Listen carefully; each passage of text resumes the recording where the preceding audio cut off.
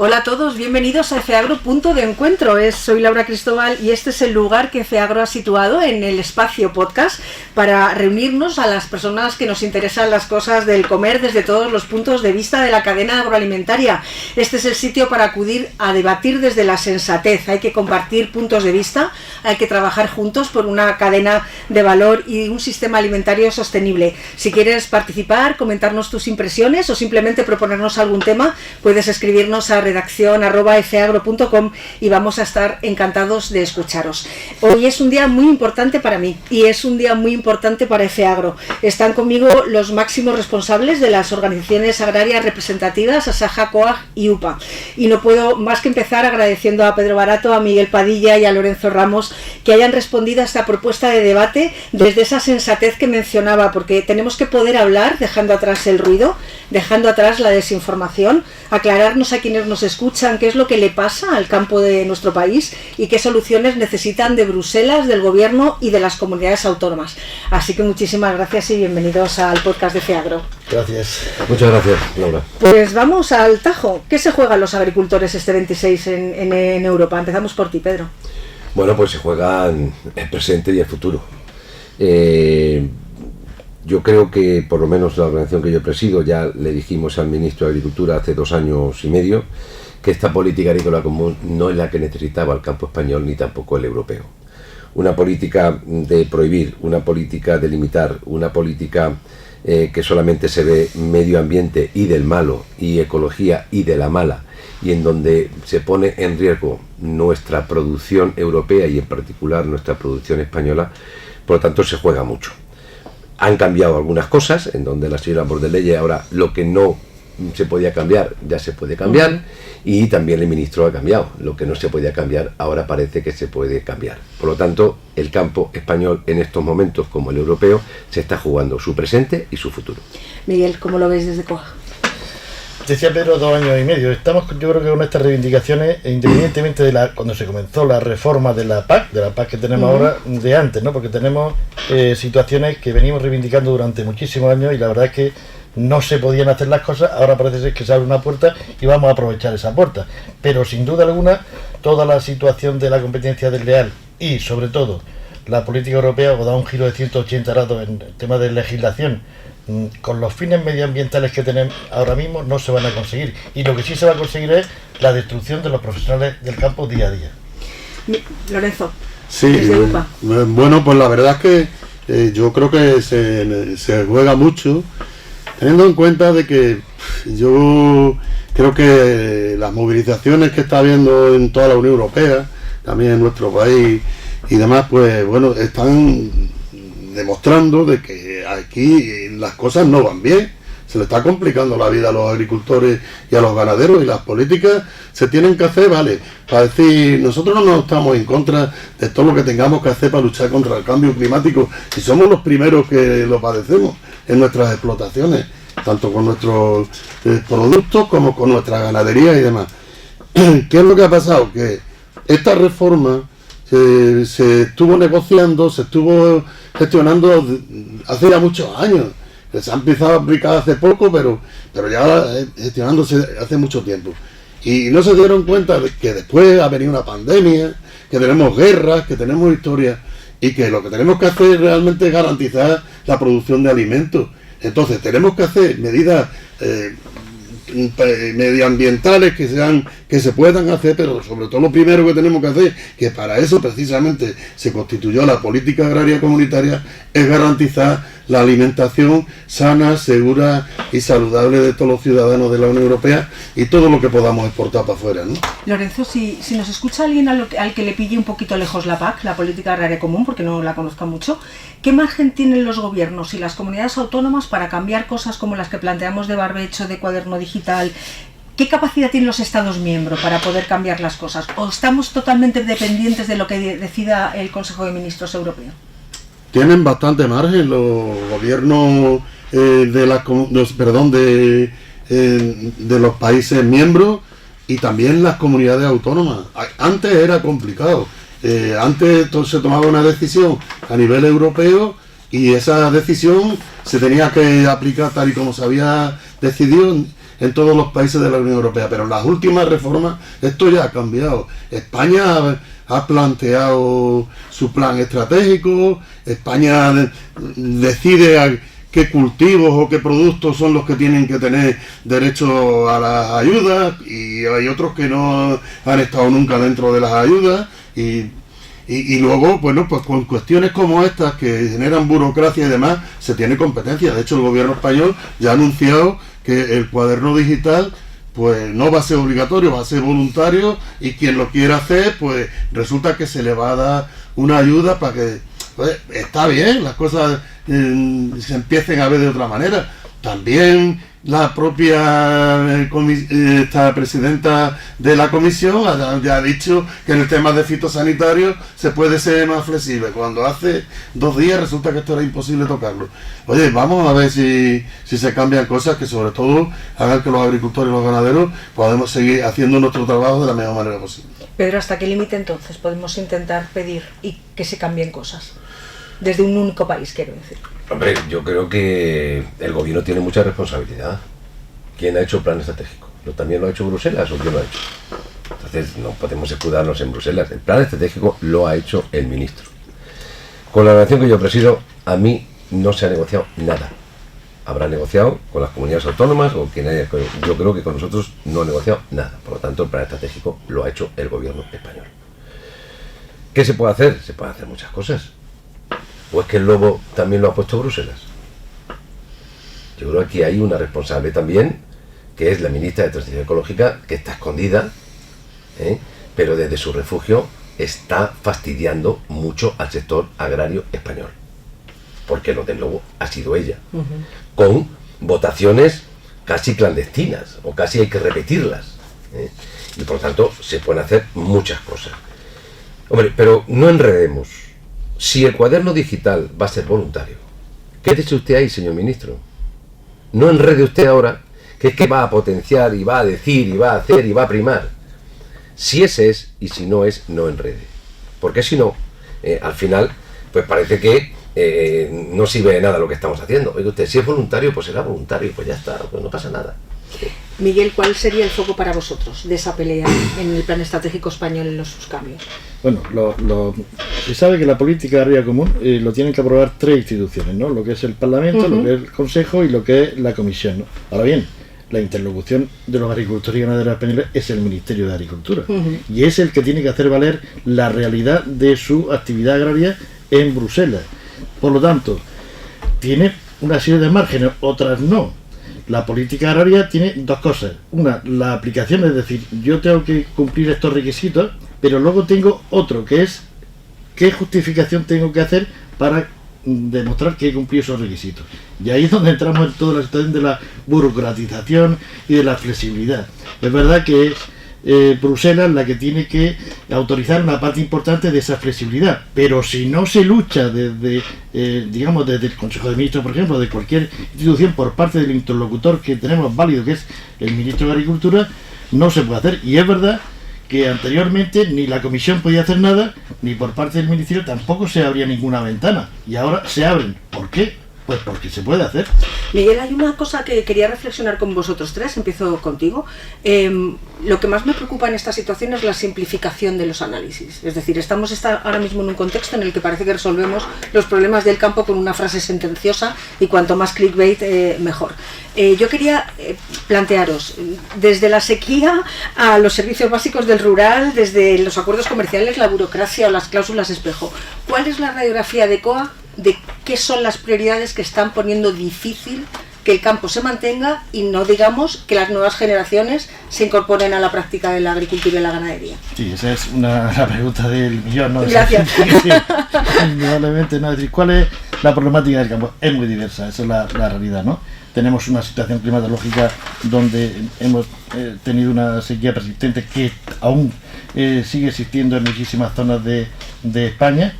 Y eso es una adversidad climatológica que ha hecho que los precios, incluso por la disminución de la producción, pues valgan más, la verdad, esa producción, pero hay una escasez importante, ¿no? Hay una déficit de kilos en muchísimas producciones. Y tenemos como ejemplo el olivar, pero hay muchos más, ¿no? Pero hay muchos más temas, es decir, tenemos una competencia desleal que no viene de los países, de terceros países, no de la Unión Europea como dice Francia, sino de los terceros países como puede ser Marruecos, donde efectivamente no se aplican esas cláusulas espejo, y las cláusulas espejo no son, digamos, reciprocidad de todas las condiciones, son en cuanto a los fitosanitarios, es decir, que usted que me manda a producción tenga que cumplir los mismos requisitos que yo, aquí en la Unión Europea, en España, en cuanto a la utilización, qué puedo utilizar y qué no puedo utilizar, ¿no? Por tanto, eso es un problema grave, porque yo no puedo competir con esos precios. Con respecto a la simplificación de la PAC, bien, la verdad es que hemos visto y hemos demandado muchísimas veces, decir, oiga, ¿se puede hacer más fácil el cumplimiento de la política agraria común? Sí, pues sinceramente lo que nos ponen es una novedad negativa, que son los ecoregímenes, con lo cual su fin es la parte medioambiental, que nosotros estamos de acuerdo, pero es que no van con esos fines, sino en complicar, digamos, la justificación, y muchas veces no tiene nada que ver con la realidad. Es decir, oiga, yo quiero una cubierta vegetal, pero ya, si estamos en una zona de sequía, con una sequía persistente, ¿cómo vamos a poder hacer eso, no? Por tanto, sinceramente, yo creo que se ha legislado, sobre todo en Europa y también en España, a espaldas de la realidad agraria. Sí, se legisla con conocimiento, esto cambiaría sin duda alguna. Lorenzo, ¿cuál es la radiografía desde UPA? Sobre todo, como además comenta Miguel, que me parece importantísima, la reflexión de que España tiene una diversidad, que cuéntale a un agricultor de Castilla y León que le pasa lo mismo que a la huerta murciana, vamos, que no coincide ni en el nombre. Sí, tenemos de todo en este país, tanto de producciones agrícolas como de ganaderas, y además dentro del mismo sector muy distinto si se produce en el norte o se produce en el sur. Entonces, pues la verdad que es muy complicado, en cada zona se tiene que adaptar a lo que realmente hay, y bueno, tenemos desgraciadamente esa situación climatológica que nos está afectando muy directamente. Este es un problema que no tienen otros países de la Unión Europea, pero que nosotros sí que venimos padeciendo ya, y que cada año lo vamos viendo más, ¿no?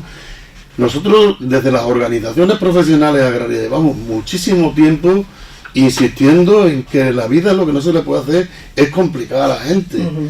Sobre todo porque lo padecemos muy directamente las propias organizaciones profesionales agrarias. El año pasado, si no llegase por las organizaciones profesionales agrarias de este país, no se hubieran terminado de rellenar las solicitudes de la PAC. Porque le dais toda la ayuda, ¿no? Porque claro, se la gestionamos todo. Pero si es que nuestros técnicos tuvieron que estar trabajando de día, de noche, los fines de semana, para poder gestionar la PAC, para que el agricultor y el ganadero haya podido cobrar todas las ayudas.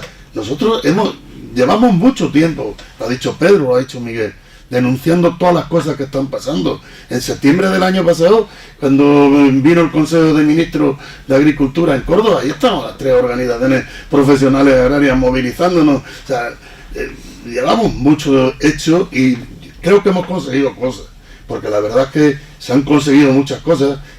Igual tenemos que hacer un día un poco de esfuerzo y poner encima de la mesa cuando conseguimos, por ejemplo, que en el gasoil se devuelva el impuesto especial de hidrocarburos por unos acuerdos que sacamos las organizaciones profesionales agrarias, o que los agricultores cobremos un 12% de IVA cuando estábamos cobrando el 6%, y eso se ha quedado de por vida, o que haya sectores este año pues que bueno, han ido las cosas tan mal en el tema de precios, porque en algunos sectores pues la ley de la cadena parece que se quiere empezar a cumplir y tal. Ahí está, cosas que se van consiguiendo y que cuestan trabajo. Desde luego yo creo que nosotros somos los primeros que hemos estado trabajando durante mucho tiempo por la simplificación, porque son mucho el trabajo que hacen nuestras organizaciones. En muchos casos en los pueblos se han cerrado prácticamente todos los servicios que había, y mucha gente tiene que acudir a nuestras oficinas hasta que arreglemos lo de la pensión del abuelo o lo de la beca del niño del colegio. Y acude porque sabe que somos los únicos que se lo podemos resolver.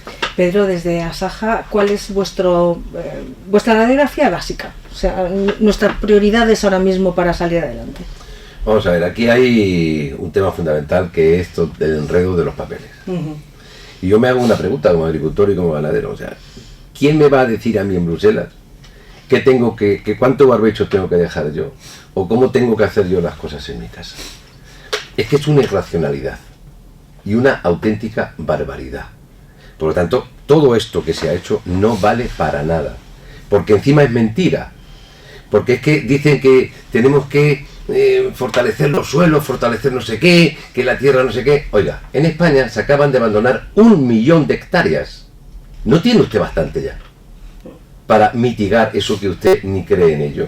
Por lo tanto, nosotros flexibilidad a tope en el sentido que está pidiendo desde la cornisa que le dejen utilizar los purines y los estiércoles, pues como se ha venido haciendo, tenemos, bajamos para abajo y vemos cómo en Castilla y León el ataque es al agricultor profesional y a la agricultura profesional. Ese es el mensaje de Asaja que dijimos cuando todo el lío de la PAC, y que al final vemos la irracionalidad que se comete.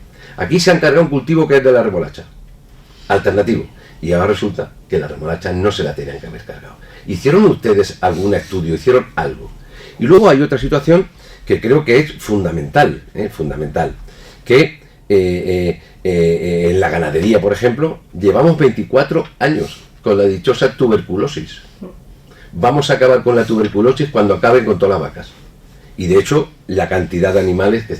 Y luego hay situaciones muy complejas. Tenemos sequía, hemos tenido 2 años de sequía, que ha venido algunas ayudas, sí, pero que los costes que se han hecho en el cereal de secano, es que es un problema de costes. Es que el abono vale 3 veces lo que valía. Es que una rueda vale 2 veces lo que valía. Es que un tornillo ha pasado de 0,3 céntimos a 10 céntimos. Entonces, oiga, esa es la situación que tenemos aquí. Y luego, pues hay situaciones en donde los ecoregímenes dichosos, deje usted de molestar. Si es que antes venía el greening, pero es que ahora el ecoregimen te lo tienes que gastar para cobrar. Pues lo mejor es no hacerlo. No hacerlo. O sea, un viticultor de La Mancha, que le van a dar 600 euros y le van a fastidiar toda su vida, ¿para qué lo quiere hacer? No, esto no vale. Pero es que, y la condicionalidad, la reforzada y la social. Oiga, ¿por qué no aplica usted la condicionalidad social de donde trae los productos de otros países? Aplíquelo usted allí. Justo quería poner el foco en eso y os explico por qué. Como espectador y como escuchante de todo lo que se está hablando en estas semanas, creo que se está dando una idea equívoca respecto a cuando hablamos de las cláusulas espejo, y me explico. Hay gente que está interpretando que la comida que nos llega de países terceros viene con más residuos de los que son buenos para la salud, y les preocupa eso, mientras que yo creo que en lo que estamos hablando es de que las condiciones de producción en esos países terceros respecto al uso de fitosanitarios o protección de la biodiversidad sea recíproca respecto a España, para que no juguemos en una falta de competencia entre productores. ¿Es así o me estoy explicando mal, Pedro? Cuéntame. Bueno, vamos a ver. El mercado es el mercado y con el mercado no se puede jugar. Esto de la PAC a mí me hace mucha gracia. La PAC es como máximo el 30% de la renta de un agricultor. El 70% viene del mercado, de los brócolis que vende Miguel, de las flores que vende el señor. O sea, es mercado. Y ese mercado, lo que hace falta es no ser hipócritas. Nadie está en contra de que el mercado funcione. Estamos en contra de que se produzca una competencia desleal. Y esa competencia desleal viene fundamentalmente porque allí no se exige nada y aquí nos exigen todo. Ponemos de nuevo el ejemplo de las sandías de este verano, donde estaban producidas con productos prohibidos en la Unión Europea y venían en barcos y en camiones de Marruecos. Por lo tanto, nadie quiere cerrar los mercados, ni nadie quiere. Lo que queremos es que las cosas tengan la suficiente garantía de lo que se trae de otros países, pues que... Y aquí ya no vale en titubeo, no vale decir que voy a inspeccionar, no, usted tiene la obligación de inspeccionar todos los contenedores, todos los camiones, todos los barcos de lo que entra por nuestras fronteras. Y no solamente nosotros, que tenemos mucho más, sino también Rotterdam, porque luego vienen las segundas consecuencias. No solamente importamos productos, sino que importamos determinadas enfermedades que nuestras frutas y hortalizas luego salen dañadas. Por lo tanto, las cláusulas espejo es muy sencillo. Que lo que el espejo que me mira a mí aquí, pues mire con las mismas condiciones a lo que viene de allí. Así de sencillo. Bien.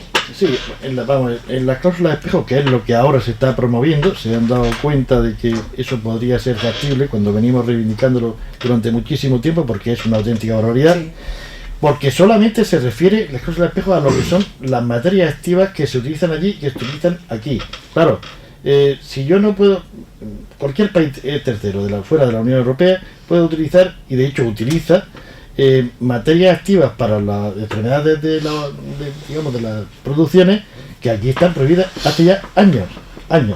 Por lo cual es una auténtica barbaridad. Ya no vamos a entrar en otras competencias, como puede ser la competencia social, como puede ser la competencia medioambiental, en fin, competencias de salarios, todas las competencias que queramos.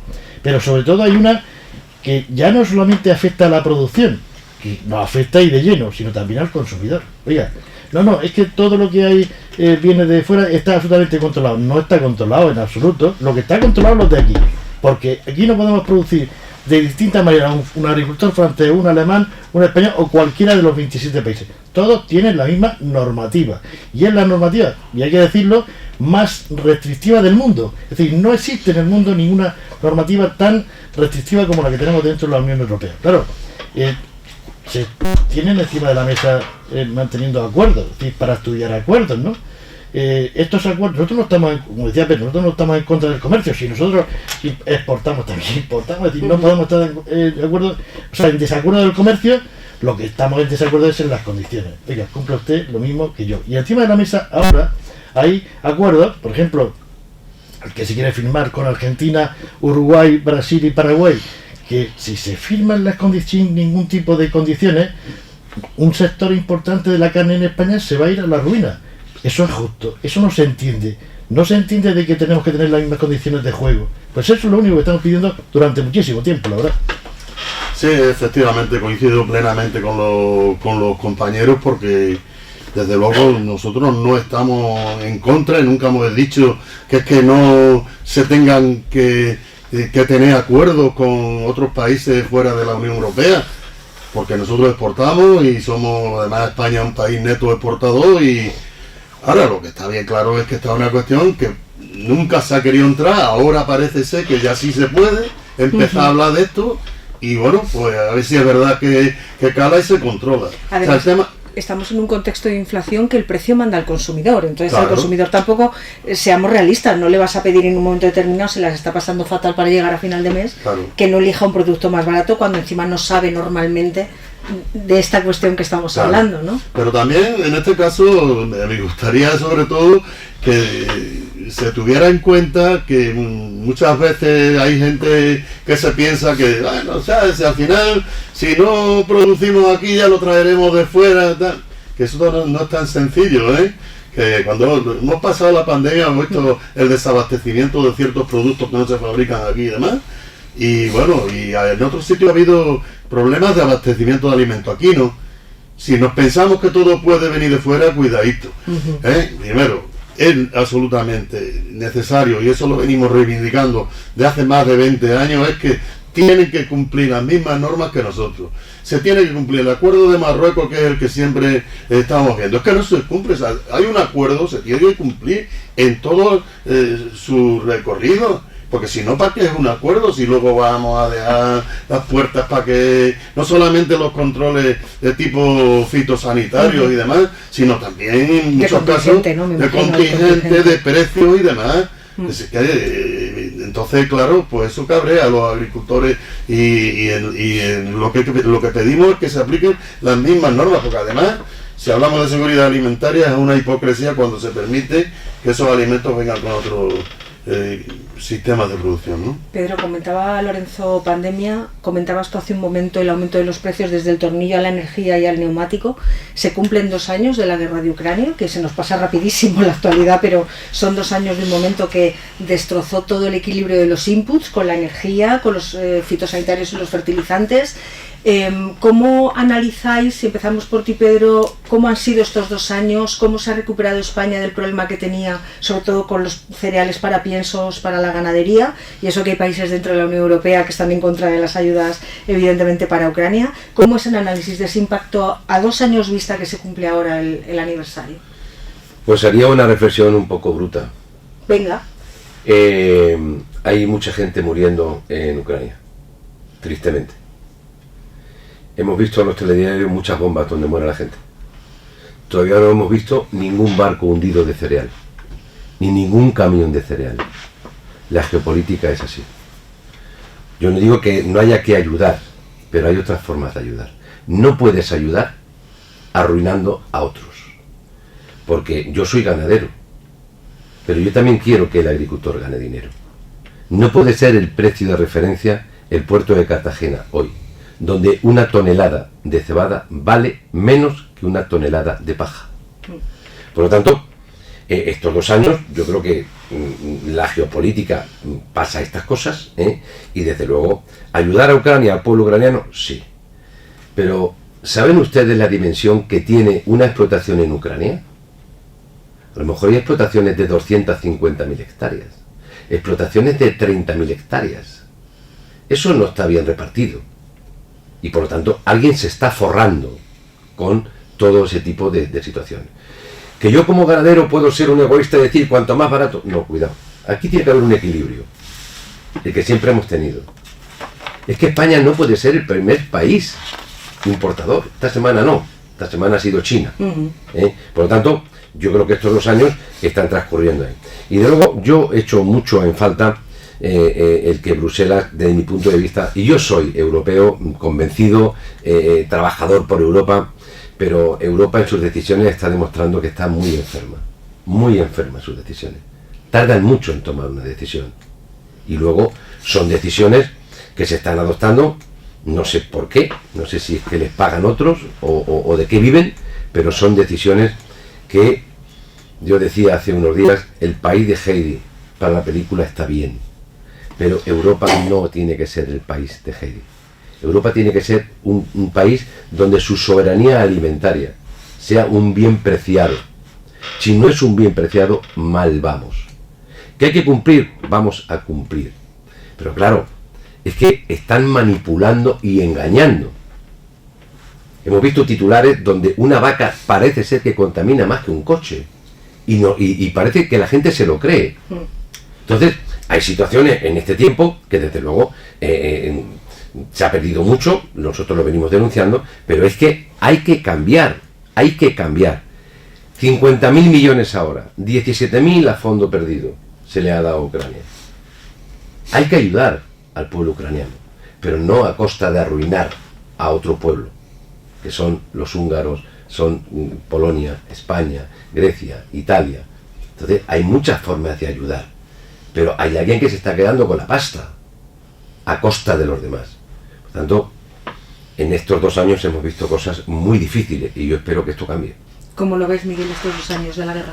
A ver, comenzamos el segundo semestre del año 21 con una subida, bueno, no había ni flete, ¿no? Sí. Por el transporte, ¿no? Porque, no, oye, ¿qué pasa aquí? Es una especie de revolución.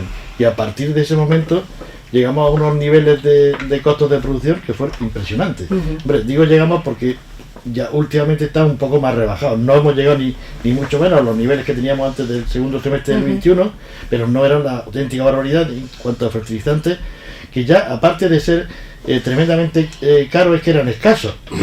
Todo el tema de la energía, toda la situación, claro, nos llega la guerra de Ucrania. Y hay que recordar una cosa, la guerra de Ucrania lo que hizo fue agudizar la situación, no crear la situación. La situación ya venía creada anteriormente, ¿no?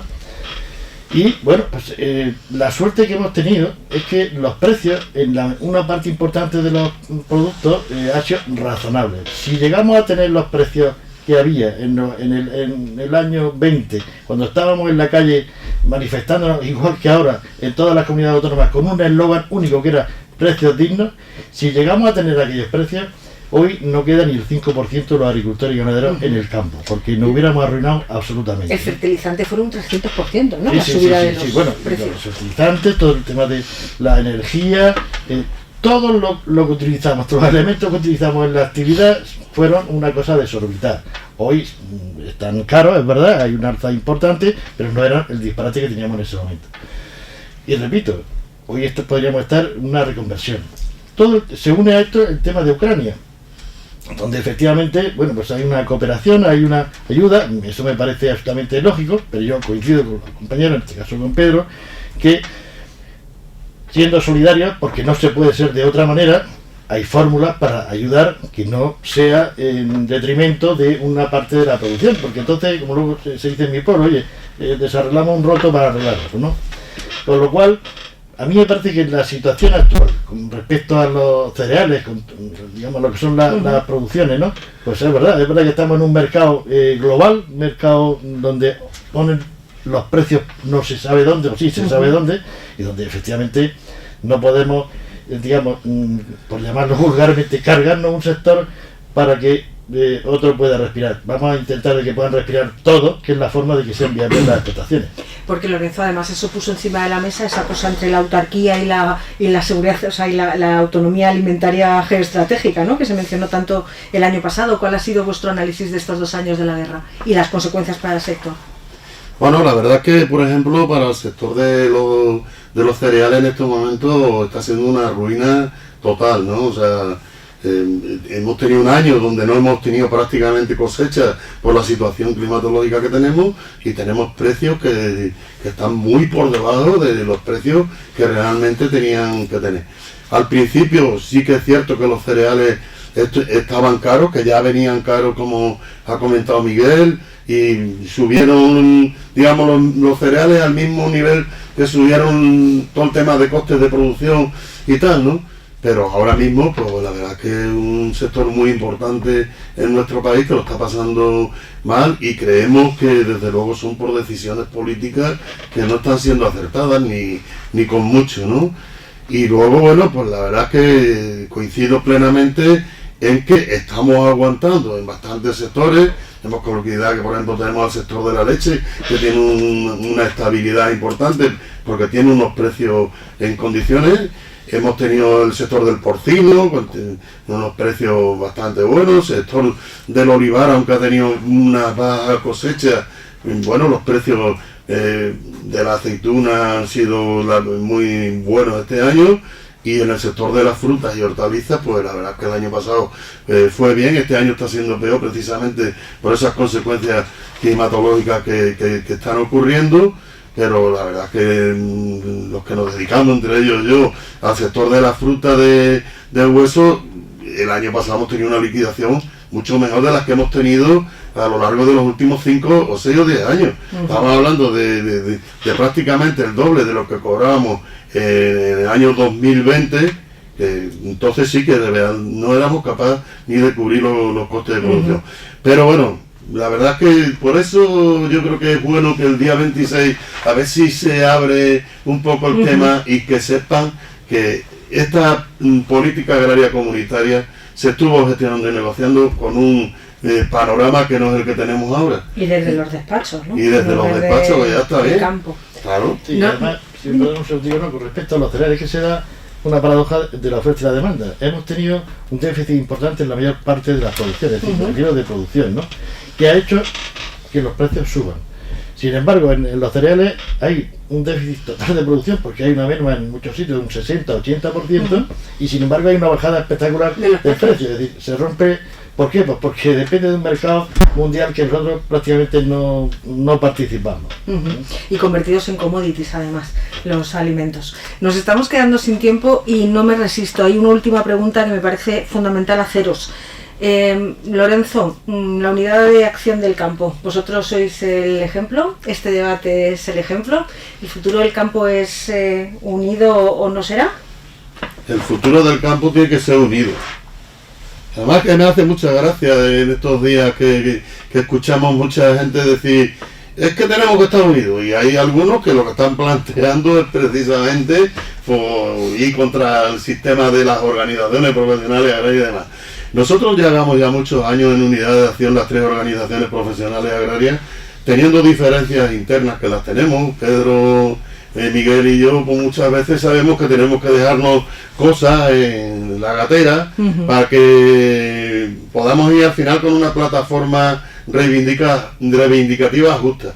Ahora, hay una cosa que está bien clara: nosotros estamos en unidad de acción para defender a los agricultores y a los ganaderos, a las agricultoras y a las ganaderas de este país, de los problemas que tienen. Otras cuestiones que no nos metan, A nosotros que no nos vengan a buscar para otro discurso que yo estoy escuchando por ahí y que parece que a cierta gente pues le pegan o se le pegan al oído. Sinceramente hay que centrarse en los temas que de verdad tenemos controlar toda la cuestión de los acuerdos comerciales con terceros países, el tema de que la burocracia sea lo menor posible y se simplifique la política agraria comunitaria y que tengamos unos precios en nuestros productos justos que permitan que podamos pagar los costes de producción. Esa es la solución y para eso necesitamos que la ley de la cadena funcione.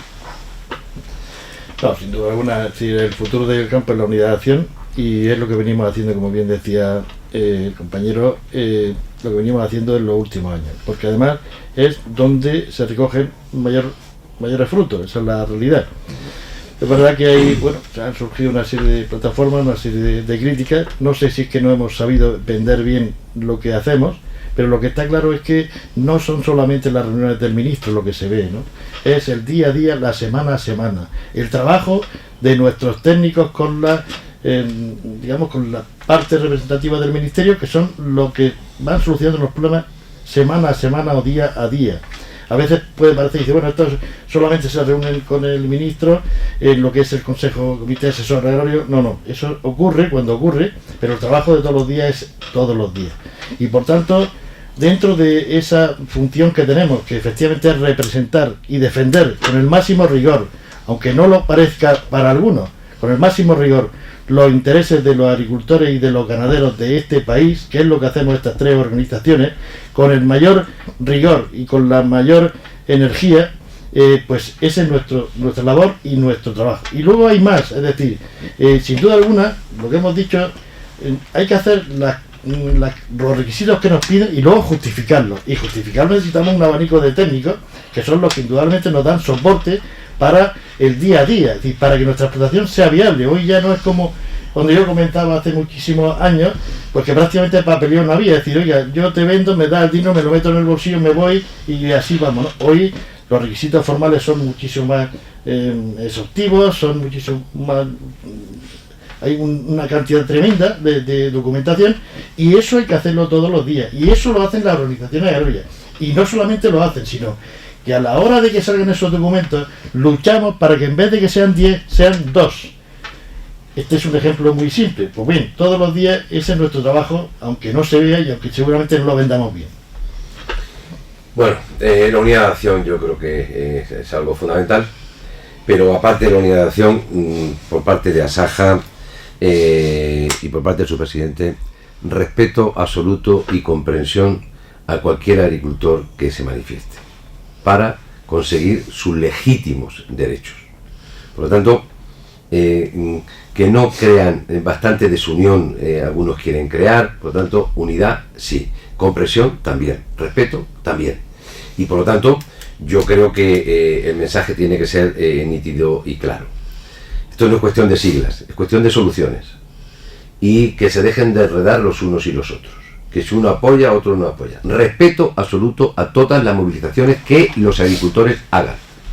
Y también, evidentemente, respeto absoluto a las movilizaciones que tenemos convocadas nosotros toda esta semana pasada, el próximo lunes, coincidiendo con el Consejo de Ministros de la Unión Europea, y desde luego ya a actuar y a poner medidas encima de la mesa. Solamente hemos hablado de temas agrarios, pero también hay que hablar de reforma laboral, hay que hablar de salario mínimo, hay que hablar de lobo, hay que hablar de tantas y tantas cosas que no dependen solamente de agricultura. Y por eso yo pedí al otro día que el presidente del gobierno tiene que coordinar a sus ministros para dar soluciones al sector agrario español. Pues nada, al hilo de lo que decía Pedro, lo digo porque no quiero que haya mala interpretación. Una cosa son que yo haya dicho que no sepamos vender bien quizás las funciones que tengamos, y otra cosa es no respetar las movilizaciones que se están haciendo. Sí. Todas, absolutamente todas, siempre y cuando no haya ningún acto de violencia, porque al fin y al cabo lo único que quieren es que se mejore la situación. Y si soy muy egoísta, también la mía, que soy agricultor. Pues sinceramente nos hemos quedado sin tiempo, cojo el guante, o sea que nos tendremos que ver más veces para hablar de todos los temas que no nos ha dado tiempo a hablar. Ha sido un placer. Ha sido muy interesante repasar la realidad desde la sensatez, no desde lo que oímos últimamente. Espero que vengáis mucho a FEAGRO a hablar con nosotros, y gracias de verdad por ayudarnos a comprender mejor la situación. Ha sido un placer. Muchas gracias. Y a vosotros muchas gracias por escucharnos. No dejéis de estar al tanto de todas las noticias agroalimentarias en www.feagro.com, y no dejéis de seguir FEAGRO Punto de Encuentro, que es el lugar de todos.